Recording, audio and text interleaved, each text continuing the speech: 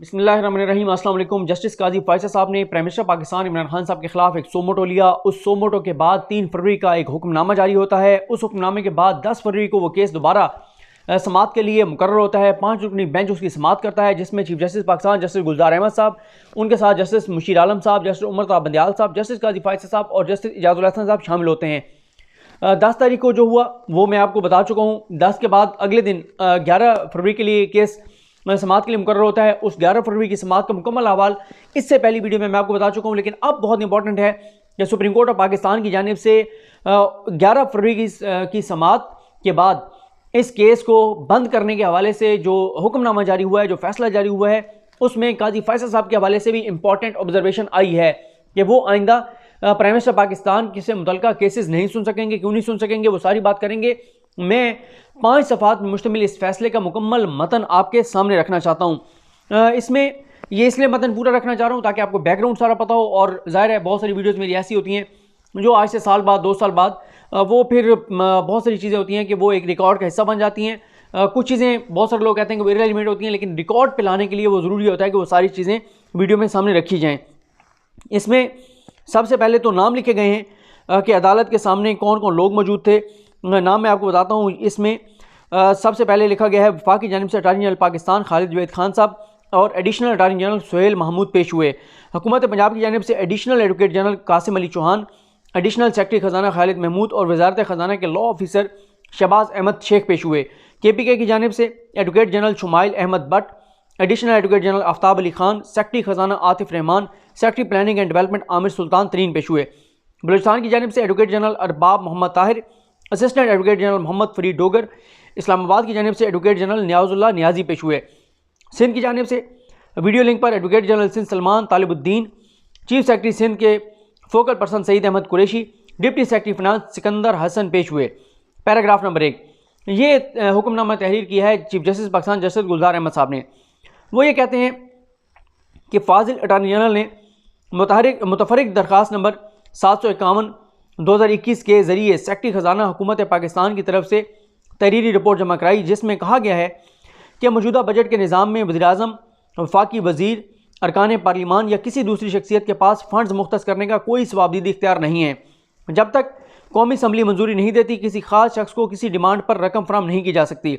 इसके अलावा ये कहा गया है कि अदालत ने यह भी ऑब्जर्व किया गया है कि वज़ीर-ए-आज़म को आइन के आर्टिकल 248 में तहफ़्फ़ुज़ हासिल है। इसके बावजूद यानी इमरान खान साहब की को अप्रिशिएट किया गया है, सराहा गया है कि वज़ीर-ए-आज़म को आइन के आर्टिकल 248 में तहफ़्फ़ुज़ हासिल है, इस्तिस्ना हासिल है।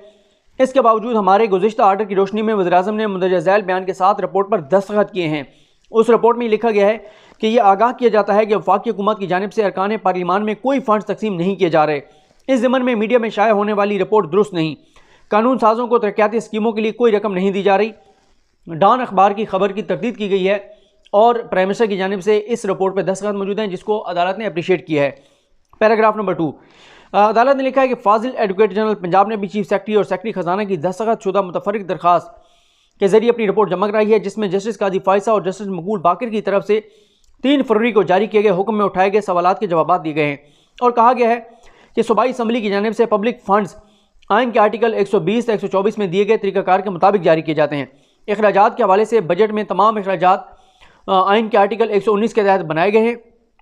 कवायद की रोशनी में फ़ंड जो हैं वो डिस्पर्स किए जाते हैं, एलोकेट किए जाते हैं, दिए जाते हैं।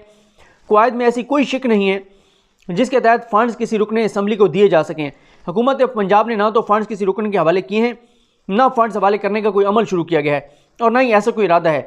पंजाब हुकूमत की तरफ से बताया गया है कि प्लानिंग डेवलपमेंट बोर्ड हुकूमत पंजाब की जानिब से तैयार करदा सालाना तरक्याती प्रोग्राम 2020-2021 के तहत वज़ीर आला, वज़ीर या किसी भी रुकन सूबाई असम्बली की सवाबदीद पर खर्च करने के लिए कोई भी फ़ंड्स मुख्तस नहीं किए गए हैं।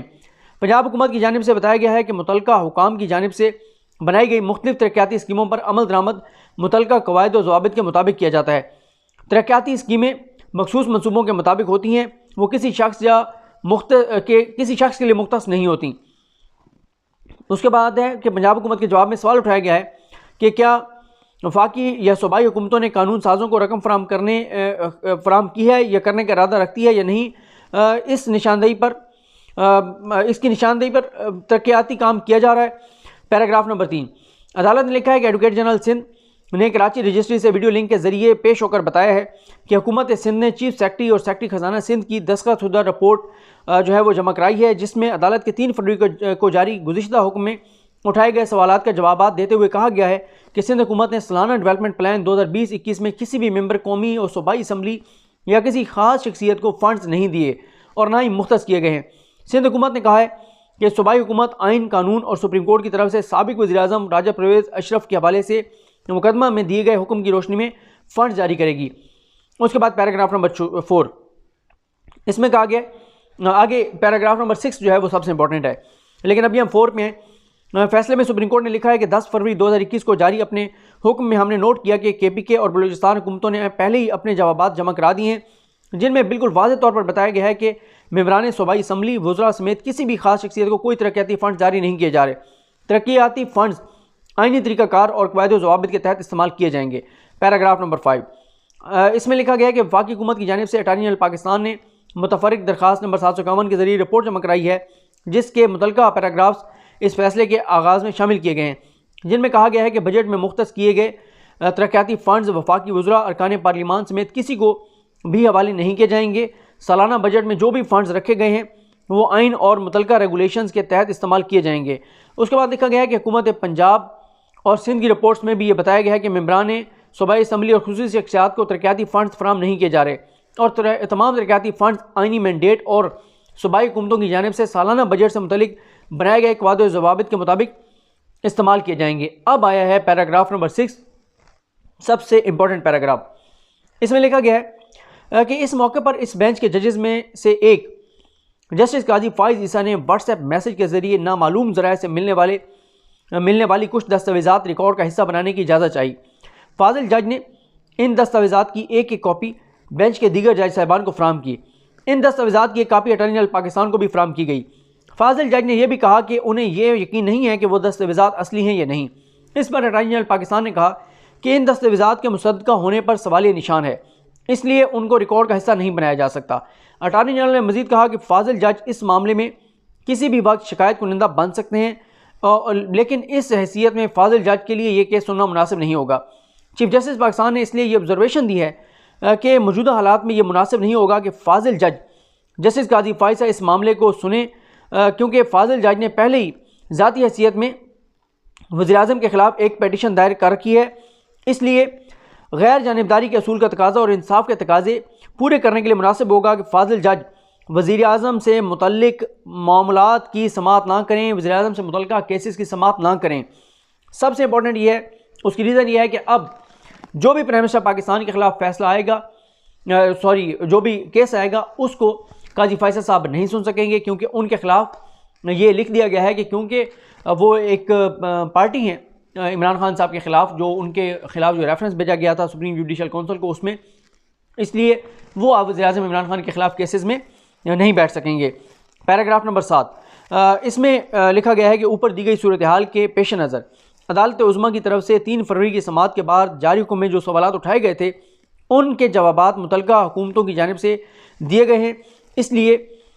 इसलिए हमें कोई ऐसी वजह नज़र नहीं आती जिसकी बिना पर मामले पर मज़ीद समाअत की जा सके। इसलिए मुतफर्रिक दरख्वास्त नंबर 490 निपटाई जाती है। यह दरख्वास्त केस नंबर 20/2013 में जमा कराई गई थी। ये जो है वो सुप्रीम कोर्ट के फ़ैसले का मुकम्मल मतन मैंने आपके सामने रखा है। बहुत इंपॉर्टेंट उसमें लिख दिया गया है कि काजी फ़ाइज़ साहब इमरान खान साहब से मुतल्लिका केसेस जो है वो नहीं सुन सकेंगे। अब देखते हैं जस्टिस काजी फ़ाइज़ साहब का इख्तिलाफ़ी नोट कब सामने आता है, और उसमें मौजूदा चीफ जस्टिस पाकिस्तान के ख़िलाफ़ काफ़ी चीज़ें होंगी, जस्टिस गुलजार साहब के ख़िलाफ़, और लगता यही है इमरान खान साहब के ख़िलाफ़ भी कुछ चीज़ें होंगी, और मज़ीद जो है वो सुप्रीम कोर्ट के मामलात भी ज़रा तलखी की तरफ जाएंगे, और हुकूमत के साथ भी काजी फ़ाइज़ साहब के तल्लुकात मज़ीद ख़राब होने जा रहे हैं। मुझे अपनी दुआ में याद रखें। अल्लाह करीम हम सब का हमें नसर। अल्लाह हाफ़िज़।